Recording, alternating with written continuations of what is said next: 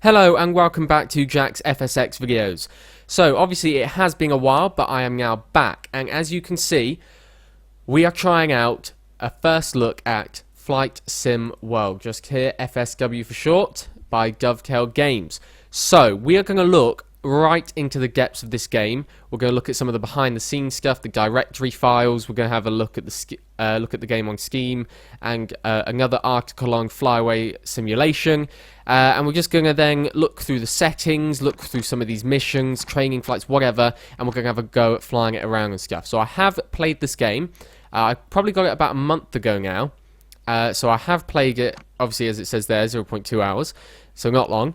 Just to basically try it out and to write this report thing that I did for flyaway simulation, but I'll get to that in a second, which I will show you. So obviously, as you can see, it's a lot different to FSX. There's a lot of, it's just a lot different. You can see, I don't really need to tell you that it looks different. But the reason I'm playing this on this channel, and because you may be thinking, like, from a lot of my comments, I've always said I'm never playing another game on this channel except FSX. It's only ever going to be FSX on this channel because it's called Jack's FSX videos, and any other games I'll play on my gaming channel, Tectonic. Link to that is in the description, by the way, if you want to go and check that out. So that's what I always said, and then this came out and I looked into it and I realised it is based off of FSX. It is so similar once you get into it. And like I said, the directory is, I don't know if I actually did say that, but the directory is the same, which we'll have a look at in a second. Some of these, well, here they are, some of these files and things. So I'll have a look at that. I've got the Steam thing up here, which we'll have a look at. So yeah, that's basically why I'm playing it. It's very similar to FSX, and it's based off of FSX. In fact, it says it right here. Let's just start with this. Right, it says right here, based on benchmark technology. So that's what we're going to be having a look at.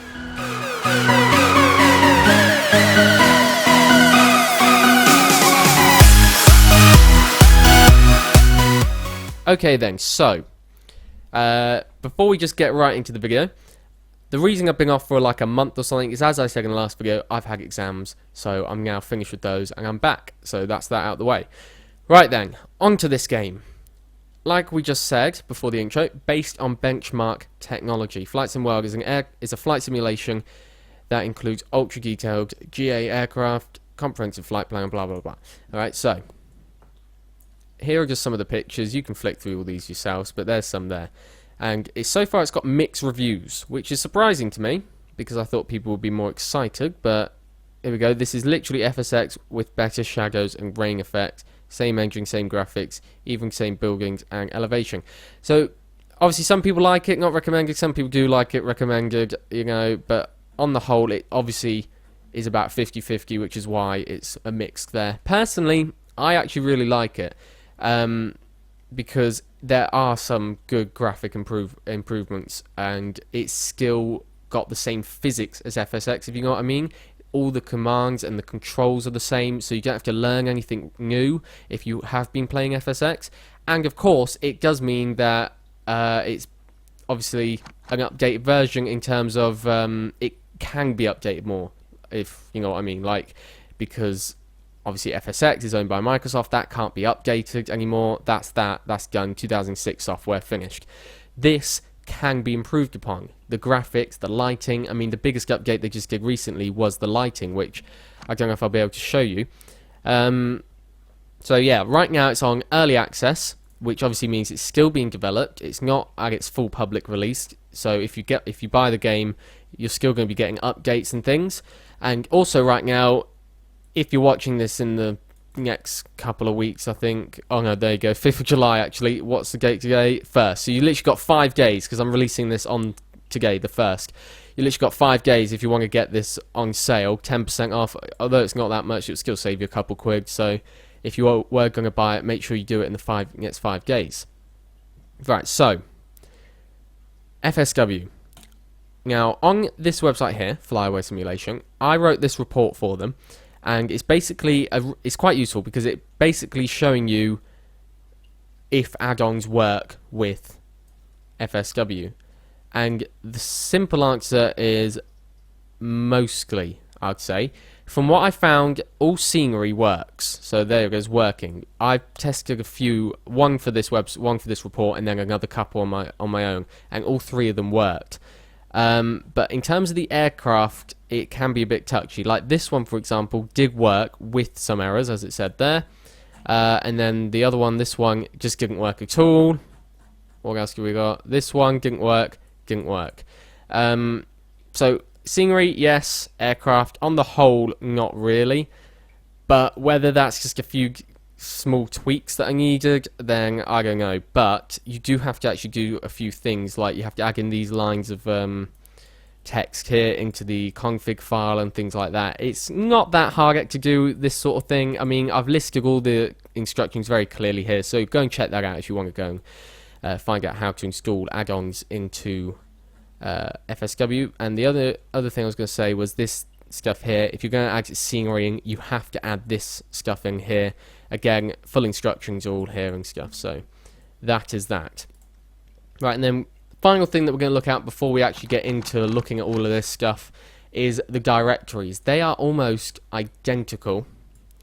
Okay, so this is FSW directory on the left, and this is the FSX directory on the right.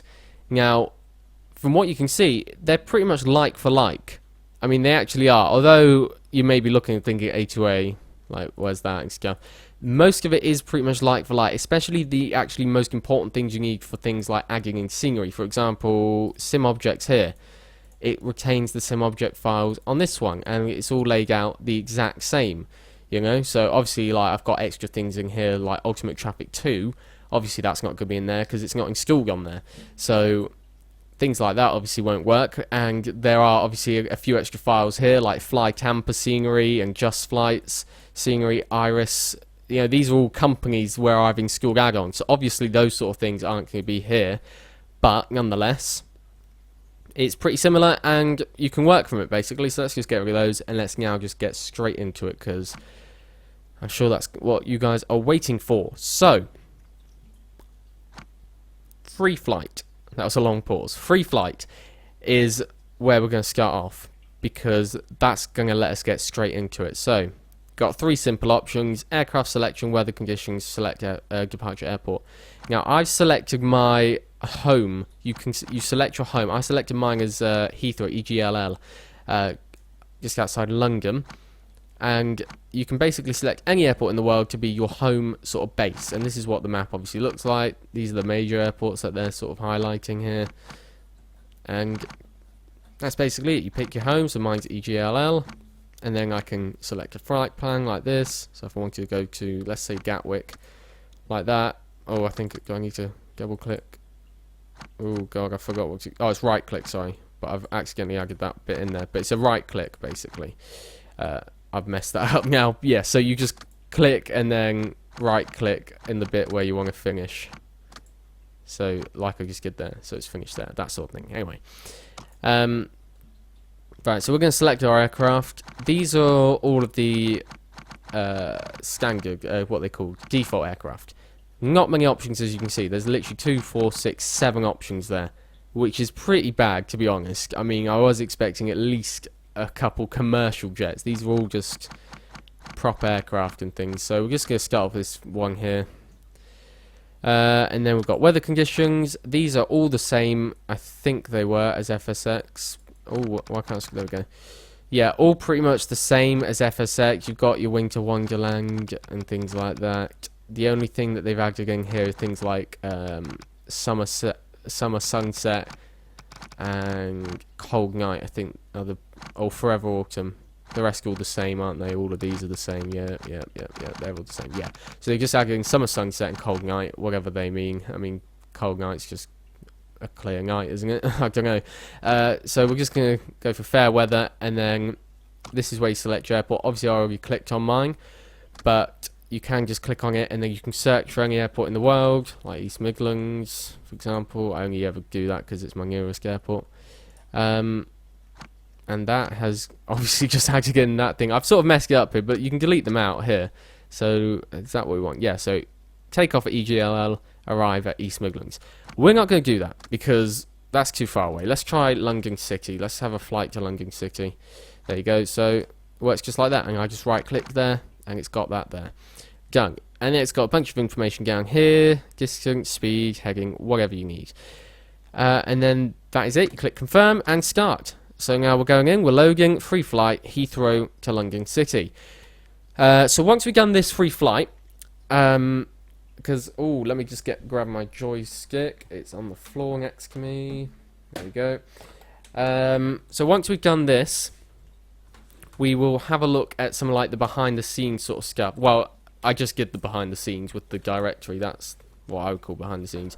But we'll do some like the settings and stuff, things like that. Now, one thing I don't like about this loading screen is the fact that you have no idea how long it's going to take. I mean, it's literally just a plane spinning around. As for FSX, it had a bar that went across and it said what percentage you're at. So that would definitely be something I'd like to see on this game.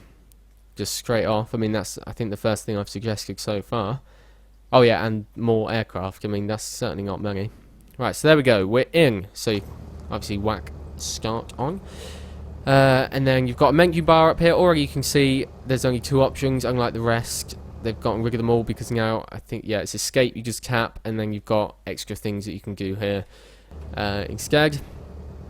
Like I said, all the controls are the same. All my joystick controls are already the same and things. Well, except, actually, I've never set up my custom button, so I wouldn't know, to be honest, because I'm assuming the hat switch is going to be the same on the throttle quadrant, which it is. Ooh, and the breakers. They're all my cockpit, my joystick controls. So, oh, what is that? Okay, that was a bit weird. Alright, F9 is virtual cockpit, F10 is top down, F11 is locked spot, F12 is nothing. So they got rid of the F10 2D cockpit and replaced it with what F12 was. This used to be F12. So that's a change there. F1 to 4 is still the same. F5 to 8 is still the same. So we're going to keep our flaps down there. So let's just get an outside view. There we go. Of the aircraft. And have a look around. And you can hold down Alt to get rid of that still. So in terms of lighting, which is apparently the latest update, it doesn't look any different from when I first played it. I'm not going to lie there. Right, so that's all the same there. They've obviously made the colour black. But let's just pretty much take off. I'll put 1 degree of flaps down. Don't know if that's too much for this aircraft though, but we'll have a go. And I was going to try Spot, because Spot is definitely... Oh. I was going to say Spot is definitely my favourite view, but it's not on here because it's pretty much the same as Locked. On Spot on FSX, it sort of like bounces the camera around, so if I pushed it to the left, as soon as I stop, it just stops on FSW. On FSX, it would carry on for a minute and then bounce back a little bit. So I don't like that. They need to fix Spot, because like this sort of jumping about does not look good in YouTube videos, I find. Like that just does not look good to a smooth spot, proper spot angle. Right, now I've literally just pushed forward there and the aircraft is moving over to the left. So I don't know if that's meant to be like that or what, but we'll use the rudder to come over to the right. Ooh, that's way too much. Got quite sensitive, but you know. So this is the second time I've actually properly played this game. Obviously, Heathrow does not look like it does on my FSX because there's no add-on. I've got Aerosoft Mega Heathrow on my FSX. Now, it does seem a little bit jumpy, the landscape. I don't know if that was just at the start there, but it seems to be okay now. That's a bit weird. In terms, obviously it does look different to FSX. It obviously looks different. I mean, but I can't have a direct comparison with the Sky because I use Rex. But I'm pretty sure the Sky did not look like that dark in FSX before. And I don't know, it just seems... I can't get my words on it, like... It just doesn't seem quite right. I don't know how to describe it. I'm just trying to move the... That's why I'm moving the aircraft up and down. I'm just trying to... Yeah, the scenery, like, if you look at the scenery in the background as I go up and down, it's sort of a little bit jumpy and a little bit blurry in a way. I don't know how to describe it. I don't know how that's both possible, jumpy and blurry, but it is, basically. But the graphics certainly do look better. They look a little bit sharper, I guess, but still very similar to FSX. Like, these trees here are practically identical to FSX. How they're not actually 3D, they're just like a cross shape. That's really bad there. Look, if I'm going up and down there, you can really see that scenery jump, and like it's not quite right there. Let's jump inside the cockpit again. Ooh, let's get down a little bit. There we go. Right. So, cockpit does actually look really nice. This actually does sort of look like a payware aircraft, so I'm really impressed with the aircraft, to be honest. It looks like they put a lot of effort into this, but to be honest, I'd rather they put more effort into the game, because then again, I could just literally buy add-on aircraft, but you can't just buy like an add-on game. This is the add-on game for FSX, if you know what I mean. Like, this is meant to be the improvement, and yet it seems to be their biggest changes is the aircraft. So I don't know, really. It just seems like they could have done a little bit more with the settings. I mean, with the graphics, like just on the ground and stuff.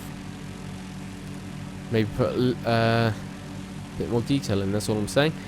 But it does look like that all the buildings are different, if I'm honest. I don't know if that's just me, but it does look like all the buildings, they're new models and stuff. They look a little bit more varied. Like, I don't know if you remember, but in FSX, they just seem to be all houses like this here. Or this one with literally just an outline and then a courtyard in the middle. That literally seem to be every house in a city. Like, this bunch here, basically. Like that section there used to be everywhere in FSX London. Now they seem to have a little bit more variance, but still a lot of it like there. I mean, obviously that is not what London or any city is going to be like. A few more like bigger buildings, like these block buildings and stuff, I've noticed. Right, we're now going to skip ahead to the city centre.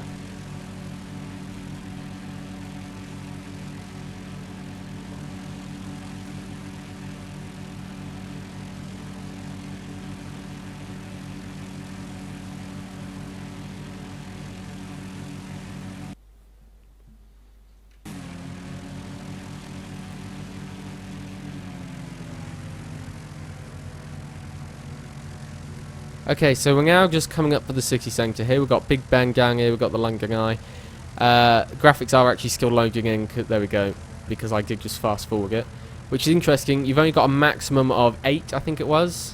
Where is it? Yeah, maximum 8, which is a bit weird. Because that's definitely going to be annoying when I do certain things on FSX and I just need to get somewhere. Yeah, so, again, things look pretty similar. I mean, come on, that's poor. That is poor there. They didn't even get the Houses of Parliament right, but I think that's like that in FSX. Like, there's no courtyard in the Houses of Parliament. And the London Eye does look quite poor. But, again, I'm not having a dig at Dovetail for that, because that is definitely what it was like on the Microsoft version, but, you know. And they haven't got the sharding still, which is a shame. I'm just saying they could have added in these key points. I mean, it's a 2006 game. Shard was finished in 2012. Unless that's what it's meant to be there, because it is somewhere around here, I think. But I think it could be that. I don't know, maybe. And it's just going to come in a later version or whatever.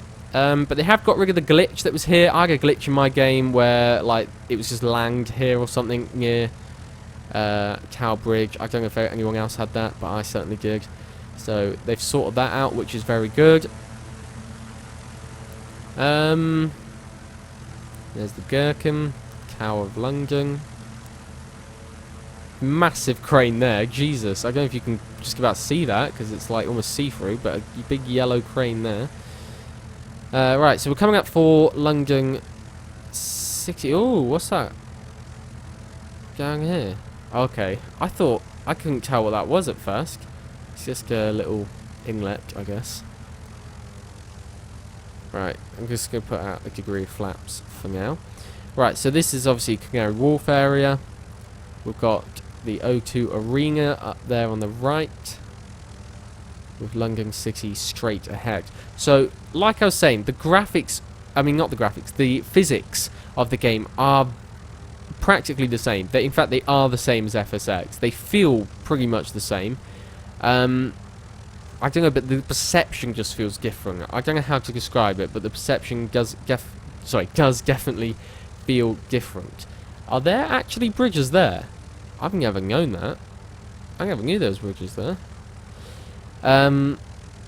Yeah, so the physics are the same, which is good, because like when I said on my Tectonic episode, when I first tried out X-Plane 11, it felt so different, because it's the first time I'd ever played any sort of X-Plane, let alone X-Plane 11. Like, I hadn't played X-Plane 10, 9, 8, however many there are. I'm assuming 11, but you know what these companies do with their version numbers. They mess them around a bit. Yeah, so it was a very different feel, X-Plane to FSX. Like, I just could not barely land the plane. I did, but it was a very rough landing because it feels so different. So that was the problem with that. And obviously the good thing about this is that because they're pretty much the same, you know, it's going to be easy to switch over. So we're just going to... Whoa. Apparently I'm too low, but to me that looks way too high. So I'm going to just dip down. Obviously this isn't meant to be a proper landing. It's just meant to show a landing, but I'm just going to get way down there. As if I'm too low right now, according to the Pappy lights. See, like, on X-Plane, I wasn't even lined up at this point. I really wasn't. And obviously, like, on here, because I've played FSX, and it's pretty much the same physics, it's a lot easier. You know, it really is a lot easier just to line up the runway and make a landing. That was obviously a very hard landing, as you heard. But like I said, I'm not trying to do a proper landing right now. It's literally just to show some sort of landing. But if I'm going to play this game more on my channel, which I might do, I don't know yet, I'm definitely not while it's still in pre-release. Okay, that's interesting, up there in the top right. We'll have a look at that in a sec. But while it's still in like pre-release phase, I'm not going to play it on my channel. It's just for this first look video. You know, I've come back after a month. I was just going to show this to you guys. So if I do end up deciding to play it, then I will obviously have a bit more practice at it, because although the physics are pretty much the same, get on the same, it still, like, I don't know, the frame rate just seems different, the graphics are different, the perception is definitely the main reason I think that what makes this game different, and I just don't know how to describe that to you guys. You'd have to play it yourself, I think. Right, so yeah, this log thing that's just come out, didn't know that happened. Flight hours log, 17 minutes. 8 minutes over schedule, is that trying to say? I'm not really sure, but there you go. So that's all we're going to play off the game. We're now just going to go into, into some of the background sort of stuff. So, if you click escape, you've got all this stuff here. You can continue with the big button right there. It gives you some details here, performance, you know, your stuff there. You can read all that for yourself. Whatever endurance means, I do not know what that means. It's just got 2 gashes though. Yeah, so there you go. You've got everything, extra information there. And you've got the plane. Single engine piston. It's flight time 8 minutes apparently it's meant to take, and it took us 16. I think that's what I was trying to say. Then we can save the flight, or we can go back to Flight Planner here. But we've also got all this stuff at the top here, which now I'm going to have a look through. But actually, we're just going to quit this flight first. So there you go. You get a little tick. Completed. There's your objectives. So it's not as free mode as you'd like to think. I think for free flight, it shouldn't have any of this sort of stuff. It shouldn't measure your time. I mean, like, how much time it should take. It should just say, this is how long it took you. That's it.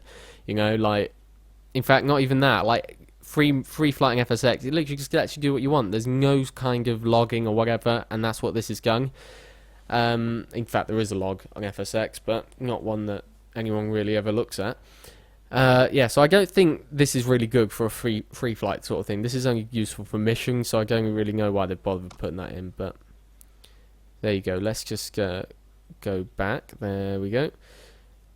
So that takes us, yeah, that takes us back to the flight planner to choose a brand new flight. But let's go back home. Let's have a look at the missions list. We're not going to play any missions, but we'll have a look at it. Why these... Oh yeah, because I was going to say why these blurred out, but it's because it's a mission, so you just have to do whatever it says. So there's a big start button. So what is it? Just the one mission I can choose from? Why is it? I think you can just choose one mission. I think it just literally plays through them, which is odd. Because I'd like to pick my own missions, thanks, but that's what it seems to be showing. This is your first mission. This is your first mission. Los Angeles Airport. Los Angeles Approach even. And then you've got training down here, similar to... Oh, these are actually similar to missions, really. The tutorials in FSX that you can learn there. Everything you need. So I might actually do those, to be honest, just so I make sure I know everything. Even though it's so similar to FSX, I might just give those a go at some point. And it's interesting that they've locked these missions until you've done your first two there. So there you go. Oh, we've gotten up to 0.3 hours now. So settings. Let's have a look at this. Aircraft control, air traffic control. Even I cannot read today. So we didn't actually use the air traffic control. We should have had a go at that. So you can pick your pilot's voice. You can pick your metrics or imperial. Display. So these are just your general settings then, I'm assuming. Oh, in fact, it's got everything here actually. All on ultra there. Full screen, multi-motion monitor cockpit. No, because I haven't got that set up. Yeah, so it's just got different stuff there, what you're using, and filtering. You can't click off it like you normally can, unless you actually have to click on an option to get rid of that. Enable windscreen range ops, of course, you want that realism. Not many settings there though. In fact, I think that's all the settings really. I mean, these are in other areas on FSX, these audio controls realism. That is literally all the settings you've got for the game, which is nowhere near the amount of detail you can get into for FSX. So I hope that's something that's going to be coming, because like literally all you've got here is the sliders for each section. On FSX, you've got like 10 other options for each of these areas, so I do hope that will be coming. Audio, that's pretty boring. Controls, again, pretty boring. It's pretty much the same as FSX. You change, delete, you delete key or joystick, so they're pretty much the same. And then you got realism.